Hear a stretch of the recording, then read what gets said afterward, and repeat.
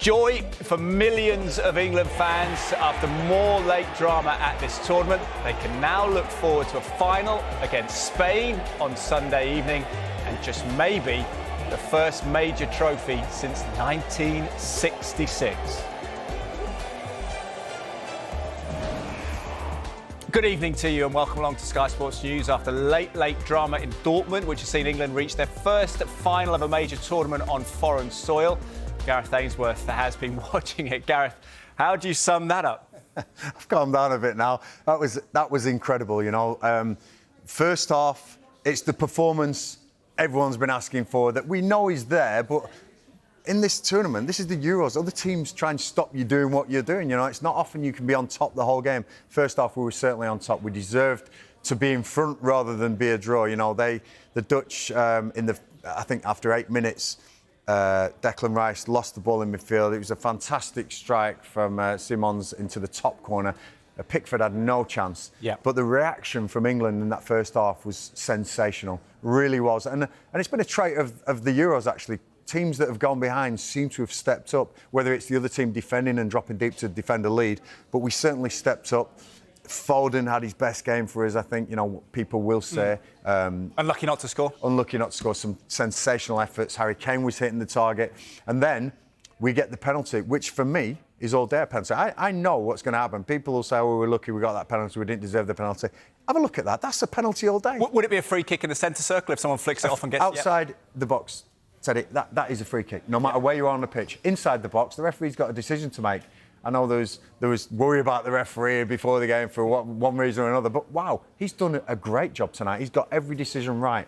That was a penalty all day, and you don't want anyone else in that situation. Even Ivan Toney, who might have done the no look, I'd rather have Harry Kane on that because his pedigree of scoring penalties has been sensational for England. He slotted it in. The keeper could dive all day for that one. He wasn't going to get it. Brilliant calmness. It comes from Gareth Southgate's culture. It comes from his teammates knowing he's got the support of them.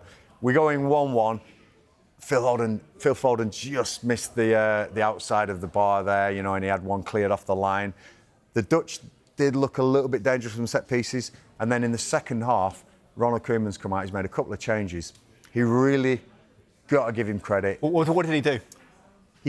He packed out the midfield, which what it did was it limited them going forward a little bit more, but it packed out the midfield. And the more the game went on, the more England couldn't really deal with that. We couldn't really find the pockets we'd found in the first half. And that happens in football. You can't be on top all the time. But what we were worried about was the counter-attacks then. Because we were committing men forward then to try and find these pockets. They were counter-attacking on us. And they got a couple of set plays. They got the first touch on set pieces. People would have been crying out for changes on 60 minutes. Yeah. They would have been. I can hear the fans around the country saying, why are we changing it? Gareth knows what he's doing. The beautiful thing, Ted, and you said it before, just off air there, the subs he brings on are, then, you know, you don't know what he's going to do. They're not expected, are they? No. This tournament, he's done it differently each Ivan game. Toney, who finished the last game, who came on and made a big impact, for all the world, you would have said it's going to be Toney for Kane. Watkins played against Denmark, had a running behind, not really a massive impact. Gareth's obviously seen in him, he's going to stretch the defence a little bit, which worked, so we got more of the ball. But I don't think he foresaw the 90th minute what Watkins did. And as I said during and Palmer off the bench. And Palmer as well off the bench, you know. So Watkins' pace made the Dutch defence drop a little bit more, which gave more space to Palmer, which Foden had been denied because Kane was on and they were a bit higher. So the pitch opens up, and when you've got fresh legs like Cole Palmer on there, he finds the right pass. He found that pass into Ollie Watkins. De Vries is marking him, but it's the first time Ollie Watkins has been in the box. De Vries is thinking, if it's Harry Kane, he's probably thinking, I know his traits, I know they read the players. You know, you get used to your players. First time against Watkins, he didn't know he was going to twist, swivel and put it in that far corner. What a finish, what a goal, and great kudos for Gareth Southgate. You know, he doesn't need any kudos. He's the England manager, but do you know what? He's took some stick, and I am so pleased for him because it feels sometimes like people want him to lose so they can say, I told you so.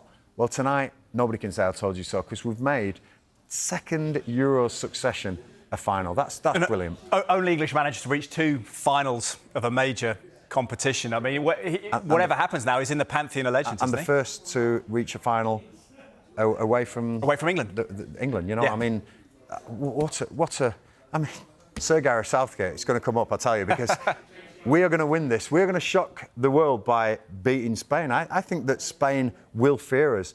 I don't think Spain can pack out their midfield like the Dutch did in the second half. I think this will be more of an open game. Why were England better tonight at the start? I think Gareth got his tactics spot on. I think when people say a 5 or a 4, what we're playing at the back, if you watch Declan Rice's position, he drops in as a 3 sometimes. He gets forward and Stones then comes forward into midfield. We're often a 4 and we're sometimes a 5. It's very difficult to play against when you can be as fluid as that. And he's had these boys for, 2, 3, 4 weeks now, and they're mastering this system. They're getting there. And the big players, they're performing now. Phil Foden, I thought, was outstanding tonight. I thought he was brilliant. And then he faded second half because he wasn't getting the balls because of the system the Dutch were playing. I thought Bellingham probably was more anonymous than he's been in recent games. But then Saka, he's been sensational. Even Trippier did a great job in the first half. You know, we've got some really good players. Harry Kane scores his goal, which people are questioning as well. England's record goal scorer, Harry Kane, he scored his 66th for the night. Gareth Southgate decides to hook him. We're not sure if he's injured or what happened there, but how big a call is that for the manager? Big call. When you're not on top in a game, to take your captain off and the leader of your leadership group, but then the faith that shows in the younger players to go on then. They call them finishers now. I'm still calling them subs. They came on as subs. That's borrowed from rugby, isn't it? They went on the pitch.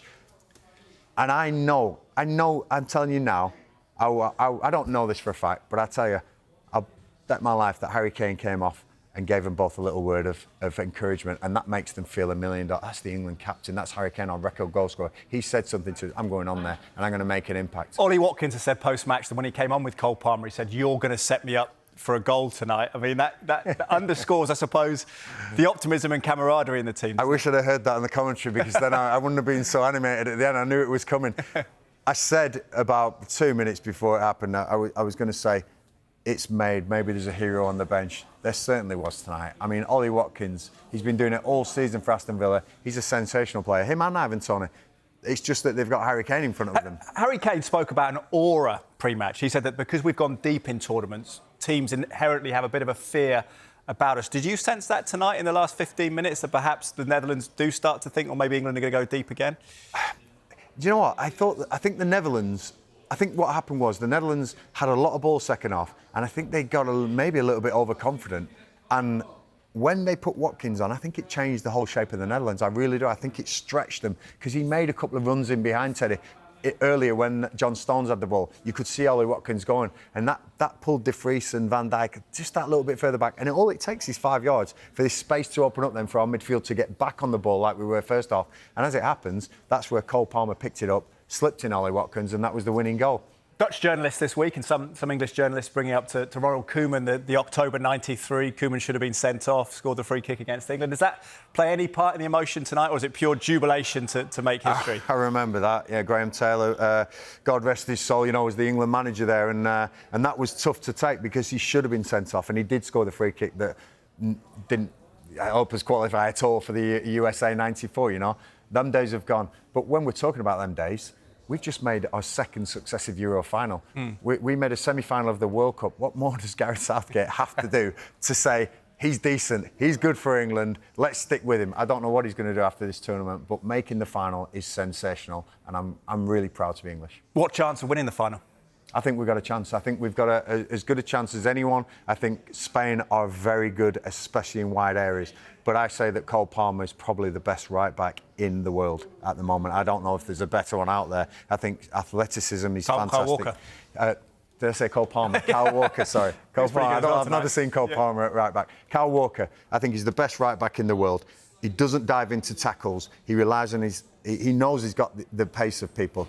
He's going to be tested, by the way. He's going to be tested, because Nico Williams is a fantastic winger, and Jamal on the other side. That's going to be an interesting one. What do you do? Because presumably Trippier on his right could counter Jamal on the left, or do you put Luke Shaw in? No, I mean, that's... as a manager, these things come up. Gareth won't be thinking of that tonight. I'm sure he'll be celebrating. But there is a case for Trippier because he's naturally right-footed, and Jamal wants to come in on his left foot. That Trippier would be better defending.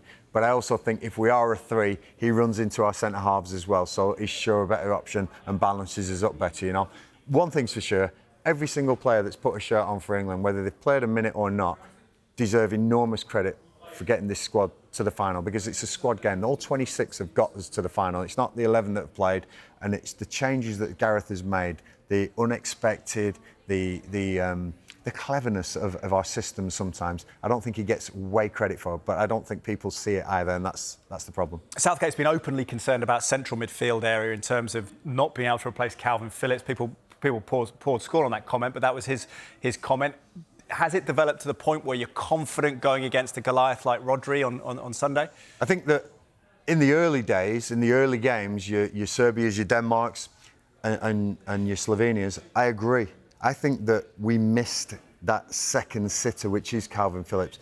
Gallagher isn't there yet. You know, we're missing Henderson as well, who's played a lot for England in that position. But I think what we've done now is we've morphed into this system of 2 10s, where Declan Rice can cover a heck of a lot. And the 3 centre-halves behind him, Teddy, you get to know the players you play with, you know. Yeah. You don't get it overnight. If you put me on a pitch now with 9 other people I don't know, I'm not going to have the greatest game. But in 10 weeks, when we've all played together, you get to know people. And what they've done is they've worked it out. The players are clever players. Gareth's helped them. Steve Holland has helped them with his coaching. They've worked it out, and Declan has played a major part in getting us there. Let's take a look at Gareth Southgate's record in tournaments. Of course, the first one, Russia 2018 World Cup. What do you make of that Euro 2024 final, World Cup 2022 quarter-final, narrow defeat to France? Of course, difficult night for Harry Kane on that occasion, but the final of Euro 2020 going to penalties against Italy, and the semi-final defeat after extra time to Croatia after leading through that Trippier free kick back in 2018 in Russia. Whatever people may say about the quality of some of the games, that's going to stand the test of time for a couple of centuries, isn't it? It's not a bad CV, that. You know, I wish that was some writing on my CV with that, but that is sensational. For where we were, you know, after 96, let's give 96, because we were, you know, with the Gaza goal and you know, it was a fantastic Euros in England, 96. But since then, which is a good, well, you know, 28 years, yeah, and probably let's take 8 years out of that, 20 years. We weren't anything for 20 years, I'm telling you. Not in international football. Now, since Gareth Southgate took over, we're one of the feared top 5 teams in the world. We're probably one of the feared top 3 teams in Europe. He has changed English football. He has changed English football. He's changed the national team, and I really hope that he gets the credit that he deserves. And often in this country you don't. There's people who want to put you down. I want to raise him up and chuck him high in the air, because he's done sensational tonight. We're in the final of the Euros for the second time running, and I think we've got a real good chance of winning this. We can be fickle, can't we, in the media, but particularly in the fan base around England. Come what may on Sunday, is his legacy assured? I hope so. You know, and I would say that it will be his choice after the final whistle goes what he wants to do next, and I'd be totally understandable if he says, you know what, that's a tough job. I'm going to step down, win, lose, or well, you can't draw obviously, but win or lose, he's going to be making a decision. What I hope is after this game, Teddy, is that the media don't concentrate on that 25 minutes in the second half where we weren't on top, because we were either on top or we were matching the Netherlands all night tonight. That 25 minutes, let's forget about that. We're through to the European Cup final against Spain. It's going to be a brilliant occasion. I can't wait to watch it. I'm actually out in Spain watching it. It could be dangerous, but I'm going to love it. I'm going to take it all in. And, yeah, well done, Gareth. Spain, just final thought here before we move on. We'll get more reaction after the break. But Spain have beaten Italy, beaten Croatia. They've beaten Germany. They've beaten France. What's your prediction for Sunday? We've beaten Switzerland and the Netherlands, and they're not easy teams to play against. My prediction is that I don't think in that second half we will have periods like that. I think the game will be very open. I think a lot depends on how good our fullbacks are. I really do. I think their wingers are sensational players, really, really good players, you know. I think Olmo in that midfield, Declan Rice has got his work cut out. If we can step up to the plate and play like we did first half, I'm sure we can win this game.